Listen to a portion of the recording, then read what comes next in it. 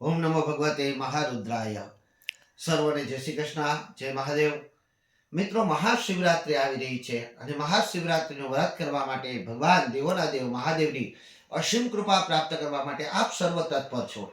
ત્યારે ઘણા લોકોના ફોન આવ્યા કે દાદા મહાશિવરાત્રિ વિશે કંઈક કહો અને મહાશિવરાત્રિમાં દિવસે આપણે કઈ રીતે પૂજન કરવું જોઈએ, કયા પ્રહરમાં કોનું પૂજન કરવું જોઈએ, કેનાથી અભિષેક કરવો જોઈએ અને રુદ્ર નું પૂજન કરવા માટે આપ રુદ્રાક્ષ ધારણ કરીને પૂજા કરવી જોઈએ કે ન કરવી જોઈએ, અનેક સવાલો આવ્યા છે। ત્યારે મિત્રો, પહેલા તો બે વાત કહી દઉં કે આપ સર્વ સનાતનીઓને ભગવાન દેવોના દેવ મહાદેવ શું કૃપા કરે અને મહાશિવરાત્રિના ચારે ચાર પ્રહોરની પૂજા આપ પરિપૂર્ણ કરો અને મહાદેવની અસીમ કૃપા આપની ઉપર વરસે એવી શુભ અભિલાષા સાથે મિત્રો, 9 થી 22 તારીખથી ભવનાથની અંદર જે મહાશિવરાત્રિના મેળાનું ખૂબ ભવ્ય આયોજન દર વર્ષે જે થાય છે તે થઈ રહ્યું છે ને તે મહાશિવરાત્રિના દિવસે પૂર્ણ થાય છે। પરંતુ સનાતનીઓ માટે સર્વશ્રેષ્ઠ વાત એ છે કે અત્યારે પ્રયાગરાજની અંદર મહાકુંભ જે મેળો થયો છે, જેમાં લાખો નહીં કરોડો લોકો ગયા અને એમાંથી હું પણ એક હતો। હું પણ મારા પરિવાર સાથે કુંભ મેળાની અંદર સ્નાન કરી આવ્યો, અમૃત સ્નાન કરી આવ્યો અને ભવ્ય જે મને ભગવાન ભોલેનાથની જે કૃપા થઈ તેનું વર્ણન કરવું પણ અહીંયા શક્ય છે। અને અહીંયા માત્ર કુંભ મેળા વિશે એક જ વાત કહી દઉં કે અદ્ભુત તૈયારી છે પ્રશાસનની, તેમાં કોઈ સંદેહ નથી। બાકી જે બધી વાતો આપ સાંભળો છો તે અપવાદ છે। હું પોતે પ્રત્યક્ષ જઈને આવ્યો છું અને મહાદેવની અસીમ કૃપાથી કરી હું 20 તારીખે પણ ફરીથી જઈ રહ્યો છું। પરંતુ અત્યારે હું વાત કરવા માટે આવ્યો છું શિવરાત્રિની। આ મહા કુંભના મેળાના અનેક સ્નાનથી વગેરે અનેક વિડીયો મૂક્યા છે, પરંતુ ઘણા બધા વિડીયો મારે મૂકવાના પણ બાકી છે, એ પણ મૂકીશ। અવશ્ય જોજો કે કેવો પ્રશાસનની વ્યવસ્થા છે। આના માટે જે મેં વિડીયો બનાવેલો છે, વિડીયો મૂકવાની બાકી છે, અવશ્ય આપ નિહાળજો। પરંતુ મહાશિવરાત્રિ ક્યારે છે મિત્રો, આપ જાણો છો તે પ્રમાણે કે હિન્દુ સંસ્કૃતિના દરેક તહેવારોની હું સેકન્ડ સહિત વાત કરું છું। તો અહીંયા આપે મહાશિવરાત્રિનું વ્રત કઈ રીતે કરવું છે અને વ્રતનો અર્થ શું છે। પહેલી વાત તો એ, ઘણા લોકો ખાલી ઉપવાસ કરી લે એટલે વ્રત થઈ ગયું, તો ઘણા લોકો એક ટાઈમ જમી લે એટલે વ્રત થઈ ગયું। ના, વ્રત કરવું એટલે નિષ્ઠાપૂર્વકનું કાર્ય કરવાનો સંકલ્પ એટલે વ્રત કહેવાય છે। તો આપણે નિષ્ઠાપૂર્વક જે કાર્ય કરવાના છે એના માટે આપણે સંકલ્પ અવશ્ય લેવો જોઈએ। મહાશિવરાત્રિની ક્યારે છે તો કે મહાશિવરાત્રિ 26 તારીખે છે, કોઈ દ્વિધા નથી મિત્રો। મહાશિવરાત્રિ 26 તારીખ અને બુધવારના રોજ છે, એમાં કોઈ સંદેહ નથી, કોઈ દ્વિધા નથી। અને ચારો પહર અને દિવસે આપણે ચારો પ્રહરમાં આપણે કોની અને કઈ રીતે પૂજા કરવી જોઈએ, કેવાથી પૂજા કરવી જોઈએ, સેવાનો અભિષેક કરવો જોઈએ, આ તમામ વાત લઈને હું આપના સમક્ષ આવ્યો છું। મિત્રો, મહાશિવરાત્રિનો પ્રારંભ 26 તારીખે સવારે 11:07 અને 44 સેકન્ડથી થાય છે, જે 27 તારીખે સવારે 8:53 અને 48 સુધી રહેવાનો છે। મિત્રો નોંધ લેજો, એટલે 26 તારીખે સવારે 11:07 પછી એનો પ્રારંભ થઈ રહ્યો છે। અહીં જે શબ્દ આપણે બોલીએ છીએ મહાશિવરાત્રિ છે, એટલે મહાશિવની રાત્રિ છે અને રાત્રિનો આ તહેવાર છે। આખી કરી અને જે સમય 14 રાત્રિના આવતી હોય એ તારીખને આપણે લેવી જોઈએ। તો અહીં મહાશિવરાત્રિ પ્રાતકાલને આપણે લેવાની જરૂર નથી। તો મહાશિવરાત્રિની રાત્રિ કઈ આવે છે તો 26 તારીખ અને બુધવારની રાત્રિ મળે છે। અહીંયા આપણે 4 પ્રહોરની પૂજા કરવાનું મહત્વ આપેલું છે કે 4 પ્રહર, અને પ્રહર ક્યારથી ચાલુ થાય છે અને એ પ્રહરની અંદર આપે કઈ રીતે શિવજીની પૂજા કરવી જોઈએ, મા પાર્વતી જગદંબાને મનાવવા માટે શું કરવી જોઈએ, વાત કરવી જોઈએ। તો અહીંયા પહેલા તો હું આપણા ઘરની અંદર આ મહાશિવરાત્રિના દિવસે 5 વસ્તુ જો ન હોય તો ખૂબ જ સારી વાત છે, પરંતુ ન હોય તો આ 5 વસ્તુ વસાવવાની સલાહ આપું છું। ઘણા લોકો મને એવું કહે છે કે દાદા અમારે શું અમારા ઘરની અંદર રાખવું જોઈએ જેથી કરી અને માતા લક્ષ્મીની કૃપા રહે, અમારા પરિવારની અંદર સુખ અને સમૃદ્ધિ અવશ્ય રહે। મિત્રો, તો 5 વસ્તુનું આગમન આપણા ઘરની અંદર અવશ્ય કરાવવું જોઈએ અને જો આપણા ઘરની અંદર હોય તો વધારે સારું છે। પહેલી વાત એ છે કે આપણે બીલીપત્રનો પૌધો એટલે બીલીપત્રનું ઝાડ આપણા ઘરની અંદર વાવવું જોઈએ, જે જગ્યા હોય તો, અથવા તો આપ ગમલામાં પણ બીલીપત્ર વાવી શકો છો। અને બીલીપત્રનું ઝાડ હંમેશા ઉત્તર દિશા તરફ રાખવું જોઈએ। જો ઉત્તર દિશા આપને પ્રાપ્ત ન થતી હોય તો પૂર્વ દિશા તરફ આપ રાખી શકો છો। બીજું, ઘણા લોકોના આવા પણ સવાલ હતા કે શું અમે શિવલિંગ અમારા ઘરની અંદર રાખી શકીએ। હા મિત્રો, આપ શિવલિંગ પણ રાખી શકો અને અંગૂઠા જેવડી શિવલિંગ રાખો તો મહાફળદાય છે। પાર્થિવ શિવલિંગ આપણે ની પણ પૂજા આપ કરી શકો છો, અથવા તો નર્મદેશ્વર જે કહેવાય છે એ શિવલિંગ આપણા ઘરની અંદર રાખી શકો છો. અને શિવલિંગની અહીંયા ઘણા લોકોનું એવું કહેવું છે કે શિવલિંગ ની જો પૂજા આપણે 3 દિવસ સુધી એનો જલાભિષેક ન કરી શકીએ તો પાપમાં પડીએ. પરંતુ મિત્રો આપણે એવી રીતે જ ગોઠવણ કરવી જોઈએ, એવી જ રીતે શિવલિંગ રાખવી જોઈએ કે જેની ઉપર જળ પડે, અથવા તો આપણા પરિવારની અંદર કોઈ એક વ્યક્તિ શિવલિંગ ઉપર અભિષેક કરી લે તો એ મહાન ફળદાયક નીવડે છે. ત્રીજી વાત કે આપણે આ સમયને વિશે મહાશિવરાત્રિના દિવસે ખીજડાની પૂજન કરવાનું પણ ખૂબ મોટું મહત્વ છે. હવે તમે કહેશો કે દાદામાં ખીજડો એટલે શા માટે, અને એના પત્ર એના પાન શિવજી ઉપર અભિષેક થઈ શકે છે મિત્રો. તો જેને શમીના ઝાડ તરીકે ઓળખવામાં આવે છે, શમી, અને શનિદેવનું પ્રિય છે, અને શનિદેવ ન્યાય અને નીતિના દાતા છે. પરંતુ અહીંયા નોંધનીય વાત એ છે કે શિવને શા માટે પ્રિય છે, તો કે શિવના પ્રિય શિષ્ય શનિદેવ છે, અને શિવની તમામ આજ્ઞાનું પાલન શનિદેવ કરે છે. આથી કરી અને આ દિવસે જો શનિદેવની ઉપાસના કરવામાં આવે તો પણ શિવજી પ્રસન્ન થાય છે, અને આ દિવસે તે શમીના પુષ્પ અથવા તો શમીના પાનનો અભિષેકનો પણ સ્વીકાર કરે છે. અહીંયા ઘણા લોકો જે આઉટ ઓફ સ્ટેટની અંદર છે, જે ગુજરાત બારોબાર છે, તે તો ખીજડો પોતાના ઘરની અંદર વાવે પણ છે, એટલે શમીનું વૃક્ષ પણ વાવે છે, શમીનો નાનો એવો પ્લાન્ટ પણ બનાવે છે. તો આ પણ આપણા ઘરની અંદર શમીનો વૃક્ષ વાવી શકો છો. ચોથું છે અહીંયા મહાલક્ષ્મીની અસીમ કૃપા પ્રાપ્ત કરવા માટે અને ભગવાન ભોલેનાથની અસીમ કૃપા પ્રાપ્ત કરવા માટે આપણે આપણા પૂર્વ દિશાના જે ઘર હોય તેમાં પૂર્વ દિશાનું ખાસ કરી અને આગમન જો પૂર્વ દિશા તરફ હોય તો વધારે સારું છે, અથવા તો પૂર્વ દિશા તરફ આપણે સૂર્યદેવનું ચિત્ર અવશ્ય રાખવું જોઈએ, અને એ પણ બહાર રાખવું જોઈએ, નહીં કે ઘરમાં રાખો તો કોઈ વાંધો નથી, પરંતુ બહાર પણ સૂર્યદેવનું ચિત્ર રાખવું જોઈએ. અને પાંચમું આપણે રુદ્રાક્ષની માળા અવશ્ય ધારણ કરવી જોઈએ. આ રુદ્રાક્ષની માળા ઘણા લોકોને એવું કહેવું હતું કે શું સોનાની અંદર રુદ્રાક્ષની માળા પહેરી શકાય? હા મિત્રો, અવશ્ય પહેરી શકાય. મને હમણાં જ સોનાની રુદ્રાક્ષની માળા પ્રાપ્ત થઈ છે. એ સોનાની માળા મેં મહાકુંભની અંદર આજ 108 મોટા પંચમુખી પારાની સાથે પહેરી 8.86 તોલાની, અને તે સર્વત્ર રીતે યજમાને પોતાનો અભિપ્રાય આપવાની ના પાડેલી છે, પરંતુ અહીંયા યજમાન તરફથી મને પ્રાપ્ત થઈ છે. અને ચાંદીની માળા પણ આપ ધારણ કરી શકો છો, આપ એમના માળા પણ ધારણ કરી શકો છો. અને શિવાભિષેક કરતા સમયે આપણે માળા ધારણ કરીને કરવાની છે, નહીં કે આપણે માળા આજુબાજુમાં મૂકી દેવાની છે કે હાથમાં રાખવાની છે. આપણે ગળાની અંદર રુદ્રાક્ષની માળા ધારણ કરીને આને પૂજા કરવાની છે, જેનું ફળ ખૂબ જ મહત્વ છે, અને તેનું ફળ ઉમદા અને ઉત્તમ પ્રાપ્ત થાય છે. તો આ 5 વસ્તુ આપણા ઘરની અંદર આપણે આ શિવરાત્રિના દિવસે અવશ્ય લેવાની છે. 4 પ્રહરની પૂજાની વાત કરેલ છે. તો પહેલા પ્રહર, અને કયા પ્રહર તરીકે ઓળખવામાં આવે છે, અને તે પ્રહરને શા માટે એક દેવનું નામ મળેલું છે, અને એ પ્રહર ક્યાં સુધીનો છે, અને ક્યાંથી શરૂઆત થાય છે, અને એની અંદર આપણે શિવજીને મનાવવા માટે કેનું પૂજન કરવું છે. તો મિત્રો અહીંયા મેં રુદ્રાક્ષની જે 1 થી લઈ અને જે 14 મુખી સુધીની વાત પણ કરેલ છે. મારી પાસે પણ અનેક પ્રકારના રુદ્રાક્ષો છે, હું પોતે નેપાળથી રુદ્રાક્ષ લઈ આવેલું છે, અને ઘણા બધા રુદ્રાક્ષો મેં ઘણા લોકોને આપેલા પણ છે. પરંતુ રુદ્રાક્ષની વાત છે, તો આપણે કેવો રુદ્રાક્ષ ધારણ કરવો જોઈએ, તો એના માટે મેં અલગથી વિડીયો બનાવેલો છે. કઈ રાશિવાળાએ કેવો રુદ્રાક્ષ ધારણ કરવો જોઈએ, કેટલા મુખી રુદ્રાક્ષ ધારણ કરવો જોઈએ. અને અહીંયા બીજી વાત એ આવતી હતી કે આપણે કયા પ્રહોરની અંદર કેવું પૂજા કરવી જોઈએ. અહીંયા કેટલા પ્રકારની શિવલિંગ છે. ઘણા એવો પ્રશ્ન કર્યો હતો કે અમે માટીની શિવલિંગ બનાવીએ તો કઈ રીતે પૂજન કરવું, અમે ગોળની શિવલિંગ બનાવીએ તો કઈ રીતે પૂજન કરવું, દહીંની પણ શિવલિંગ બને છે, દૂધ કીધા ઘીની પણ શિવલિંગ બને છે, લોટની પણ શિવલિંગ બને છે. તો આ બધી જે 16 પ્રકારની શિવલિંગ છે, સુવર્ણની શિવલિંગ હોય, રજતની શિવલિંગ હોય, તો આ બધી જે શિવલિંગો છે, એ શિવલિંગની અંદર અલગ અલગ પ્રકારના અભિષેક કરવાથી કેવું ફળ પ્રાપ્ત થાય છે, એ દરેક વાતનો પણ મેં એક વિડીયો મૂકેલો છે. એમાં આપણે સર્ચ કરજો, ડૉક્ટર અજય પંડ્યા 16 પ્રકારના શિવલિંગ, અથવા તો શિવલિંગનું પૂજન, શિવલિંગનો અભિષેક કરવાથી કયા પ્રકારનો અભિષેક કરવાથી કયું ફળ મળે છે, મધથી અભિષેક કરો તો શું ફળ મળે, શેરડીના રસથી અભિષેક કરો તો શું ફળ મળે, દૂધથી અભિષેક કરો તો શું ફળ મળે, ગંગાજળથી અભિષેક કરો તો શું ફળ મળે. આ મારો અલગથી એક વિડીયો છે, તેને અવશ્ય જોજો.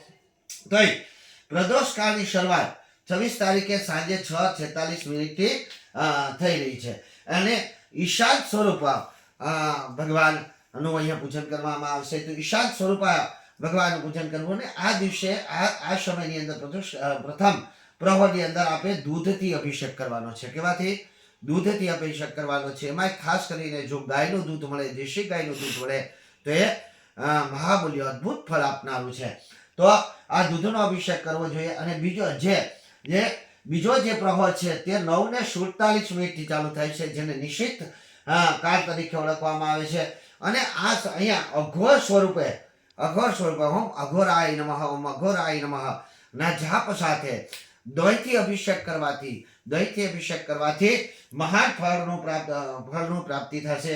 ત્રીજો જે કાળ છે તે 12:51 થી જે ચાલુ થાય છે, જેને ત્રિમા કાળ તરીકે ઓળખવામાં આવે છે. અહીંયા ભગવાનનું વામદેવ સ્વરૂપનું પૂજન કરવામાં આવે છે.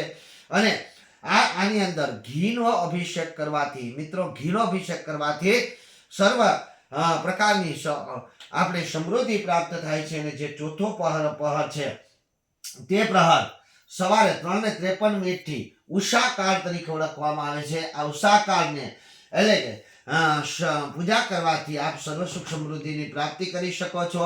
અને આને સઘોજાત જે સ્વરૂપ છે ભગવાન ભોલેનાથ, તો સઘોજાત સ્વરૂપે પૂજન કરવામાં આવે છે. અહીંયા પ્રશ્ન એવા પણ આવ્યા કે ઓમ નમઃ શિવાય ના જાપ આપ કરી શકો, અવશ્ય કરી શકો છો. અને બીજા નંબરની અંદર રુદ્રાક્ષની માળા શું બહેનો પહેરી શકે, કોઈ સ્ત્રી પહેરી શકે, શું બાળકી પહેરી શકે? 100% બધાય પહેરી શકે.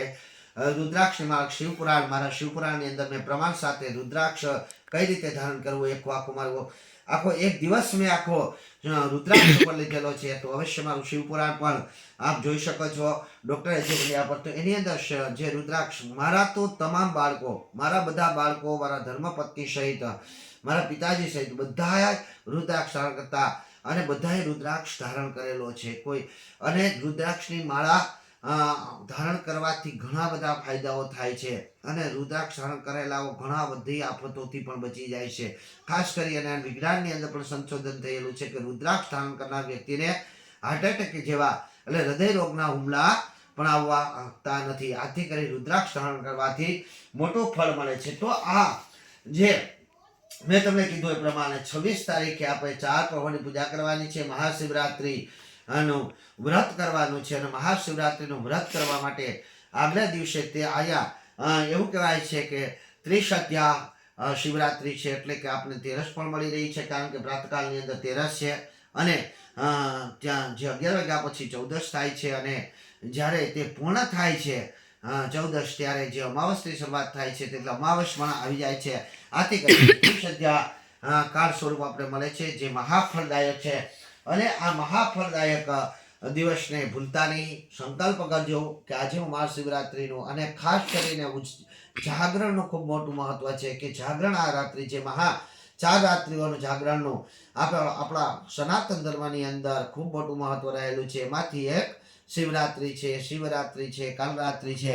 તો આ શિવરાત્રીના દિવસે આપણે જાગરણ અવશ્ય કરવાનું છે. અને હા મિત્રો, જાગરણ કરવાનું છે અને શિવ મંત્રના જાપ કરવાના છે, શિવ મંત્રનો પાઠ કરવાનો છે, શિવ સ્તોત્રમ ગાવાનું છે, શિવ તાંડવ ગાવાનું છે, માં પાર્વતી જગદંબાની પૂજા કરવાની છે.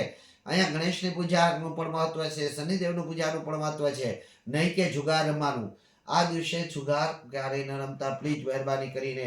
આપણે ભગવાન શ્રી કૃષ્ણનો જન્મ દિવસ હોય કે ભગવાન રામનો કે અન્ય કોઈ પણ પ્રસંગ હોય, સારા પ્રસંગ, સનાતન ધર્મની અંદર આપણે જે આ પ્રથા ચાલુ કરી છે એ ખરેખર આપણી પ્રથા નથી. આપણે અયોગ્ય માર્ગે દોરાવું કે નહીં. અને 4 પ્રહરની પૂજા ન કરી શકો, માત્ર 1 પ્રહરની પૂજા કરો, 2 પ્રહરની પૂજા કરો, 3 પ્રહરની પૂજા કરો. પરંતુ શાસ્ત્ર એવું કહે છે કે જે વ્યક્તિ ખાલી આ 4 જે મહારાત્રિઓ કહેલી છે એ 4 મહારાત્રિઓ પરિપૂર્ણ રીતે જાગરણ કરી અને એના અધિપતિ દેવ હોય, દાખલા તરીકે અષ્ટમી છે તો ભગવાન શ્રી કૃષ્ણ, અને ભગવાન હોળી છે તો ભગવાન શ્રી હરિ વિષ્ણુ, અને મહાશિવરાત્રી છે તો ભગવાન ભોલેનાથ ના બીજું કાંઈ મંત્ર જાપ આવશ્યકતા નથી. માત્ર ઓમ નમઃ શિવાય, ઓમ નમઃ શિવાય, ઓમ નમઃ શિવાય. અને જે બહેનો છે એને પ્રથમ મંગલ કાર્ય કરવાની અધિકારીની છે, એટલે પેલા માંગલિક માં જગદંબા અને બાજુમાં રહેવાની છે, કલ્યાણકારીની છે.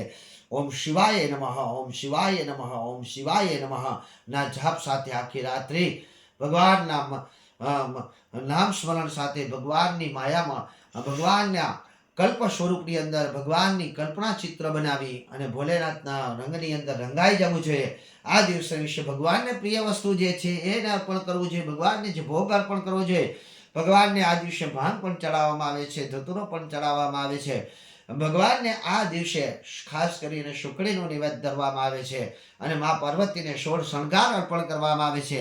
એમાં કોઈ સંદેહ રાખતા નહીં કે આ દિવસને વિશે આપણે આટલું કરવાથી આપણે ભગવાનને ધોતી અર્પણ કરવું જોઈએ. ગુગળનો ધૂપ ચાલુ રાખવો જોઈએ. અહીંયા અગરબત્તી ના કરવી જોઈએ, ધૂપ જ ચાલુ રાખવો જોઈએ. અને ખાસ કરીને ગુગળનો ધૂપ મારા દેવોના દેવ મહાદેવ ગુગળના ધૂપથી ખૂબ જ પ્રસન્ન થાય છે. આથી કરી ગુગળનો ધૂપ ચાલુ રાખવો જોઈએ અને અખંડ જ્યોત આપણે ચાલુ રાખવી જોઈએ અને મધ્યસ્થ જ્યોત રાખવી જોઈએ. અને જો ગાયનું દૂધ મળે, ગાયનું ઘી મળે તો એ સર્વશ્રેષ્ઠ છે. અને ગાયનું ઘી ન મળે તો આજે 300-400 રૂપિયાના કે ડબલા આવે છે એના કરતા હું તમને ગેરંટી સાથે કહું છું, ફળ આપશે સર્વ શ્રેષ્ઠ શુદ્ધ સરસોનું તેલ છે અથવા તો તલનું તેલ છે અથવા તો શીંગ તેલ છે, એનાથી અવશ્ય દીપક જલાવજો. કોઈ ખોટું ઘી લેવાની જરૂર નથી. માત્ર ગેરંટી સાથે કહું છું કે આપને ફળ અવશ્ય મળશે, એમાં કોઈ સંદેહ રાખતા નહીં.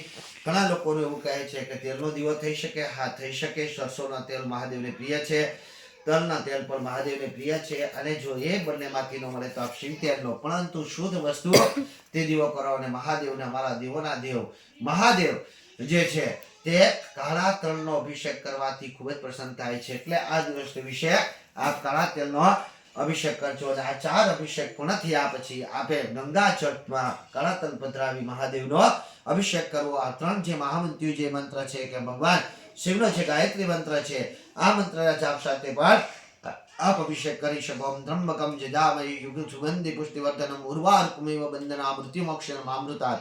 ઓમ મૃત્યુંજય મહાદેવ ઓમ ત્રાહી મામ શરણમ ગતમ જન્મ મૃત્યુ જરા વ્યાધિ પીડિતે કર્મ બંધનાહી.